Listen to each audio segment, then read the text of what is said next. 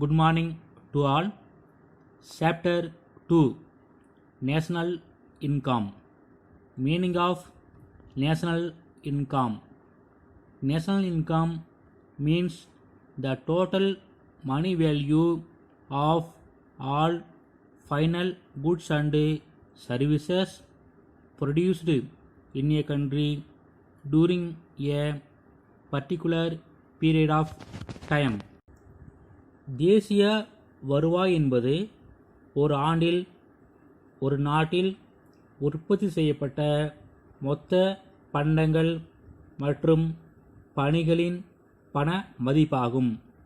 அதாவது ஒரு நாட்டில் சின்ன குண்டூசிலிருந்து பெரிய மிஷினரி வரைக்கும் உற்பத்தி பண்ணக்கூடிய எல்லா பண்டமே இதில் அடங்கும். ஒரு விவசாயி கத்திரிக்காய் உற்பத்தி பண்ணுறாரு, முருங்கைக்காய் உற்பத்தி பண்ணுறாரு, தக்காளி பழம் உற்பத்தி பண்ணுறாருன்னா அதுவும் மொத்த உற்பத்தியில் அடங்கும். Next basic concept of national income.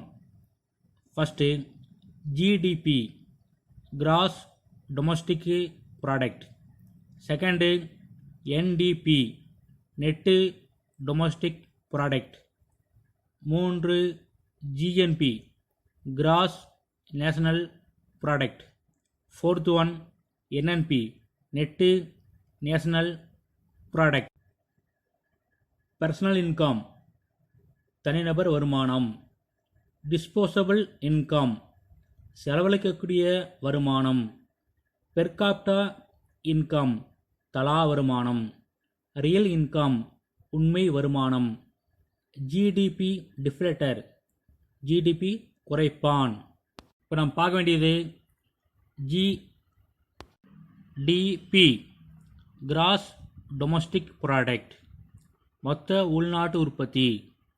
GDP is the total market value of final goods and services produced within the country during a year.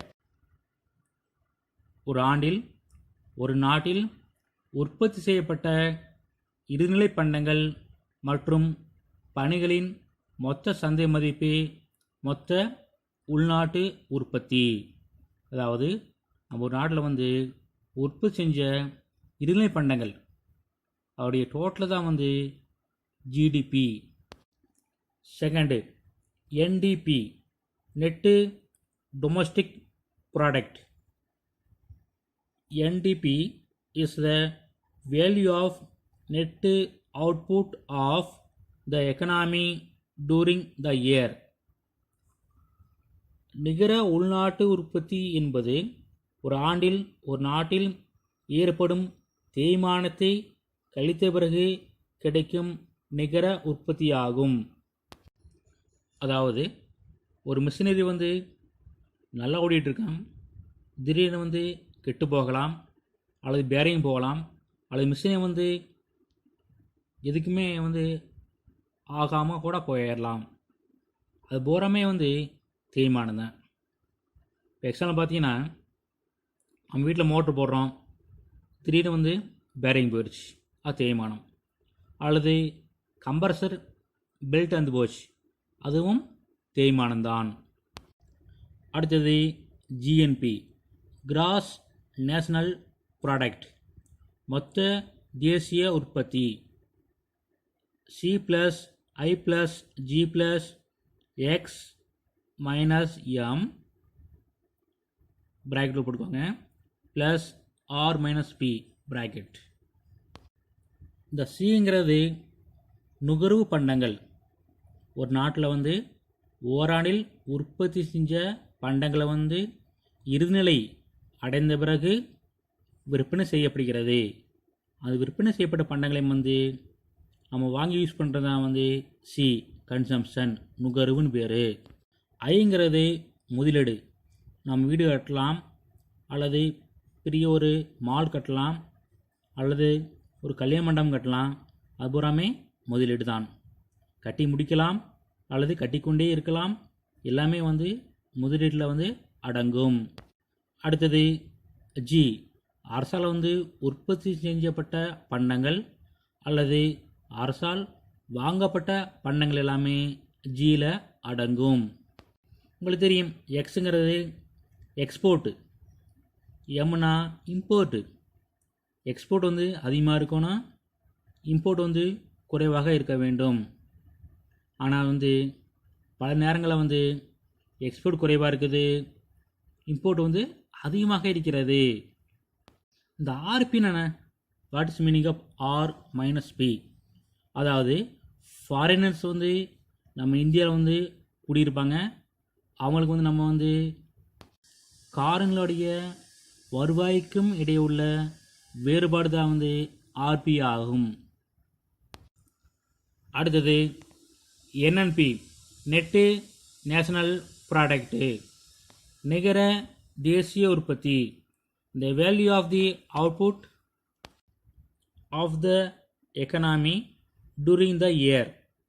ஒரு ஆண்டில் பொருளாதாரத்தின் நிகர உற்பத்தியின் மதிப்பு ஆகும். அதாவது இந்த தேய்மானத்துடைய மதிப்பை கழித்த பிறகு நம்மளுக்கு கிடைக்கிறதா வந்து நிகர தேசிய உற்பத்தி ஆகும். Okay, thank you. பர்சனல் இன்கம், தனிநபர் வருமானம். Personal income is the total income received by the individuals of a country from all sources before payment of direct taxes in a year. தனிநபர் வருமானம் என்பது ஒரு ஆண்டில் ஒரு நாட்டில் வசிக்கும் ஒவ்வொரு தனிநபருக்கும் பல வழிகளில் இருந்து கிடைக்கப்பெறும் மொத்த வருமானம் ஆகும். அதாவது வட்டிக்கு பணம் வாங்கலாம், ₹1,00,000 கடன் கொடுத்துட்டு அதுக்கு வட்டியாக வந்து மாதம் ஒரு ₹1,000 வாங்குறாங்க, அதுவும் தனிநபர் வருமானம்தான். அல்லது ஒரு 10 வீடு கட்டி வாடகை விடுறாங்க, வாடகை வந்து மாதம் வாடகை வாங்குறாங்க, அதுவும் தனிநபர் வருமானம்தான். அல்லது ரிட்டைர்மெண்ட் ஆன பிறகு பென்ஷன் வாங்குறாங்க, அதுவும் தனிநபர் வருமானம்தான். நெக்ஸ்ட்டு டிஸ்போசபிள் இன்கம், செலவிடக்கூடிய வருமானம். It is the individuals income after the payment of income tax. தனிநபர் வருமானத்திலிருந்து நேர்முக வரிகளை கழித்தால் கிடைப்பது செலவிடக்கூடிய வருமானம். இந்த டிஸ்போசபிள் இன்கம் தான் வந்து நம்ம நுகர்வுக்காக செலவழிக்கக்கூடிய வருமானம். இதுதான் பெர் காப்டா இன்கம், தலா வருமானம். Average income of a person of a country in a particular year is called per capita income. Per capita income national income divide by population. ஒரு ஆண்டில் ஒரு நாட்டில் வசிக்கும் ஒவ்வொரு நபரின் சராசரி ஆண்டு வருமானம் ஆகும். தலா வருமானம் தேசிய வருமானம் டிவைட் பை மக்கள் தொகை. அதாவது மொத்த வருமானத்தை வந்து மொத்த மக்கள் தொகையில் பார்த்தோம்னா தலாவரும் கிடைக்கும். இப்போ 5 கோடி ரூபா இன்கம் வருது, மக்கள் தொகை எவ்வளோ இருக்காங்க? ஒரு 7 கோடி இருக்காங்க. இந்த 7 கோடி மக்கள் தொகை வந்து 5 கோடி வருமானத்தால் வந்து வகுத்தமான கிடைக்கிறதா வந்து தலா வருமானம் ஆகும்.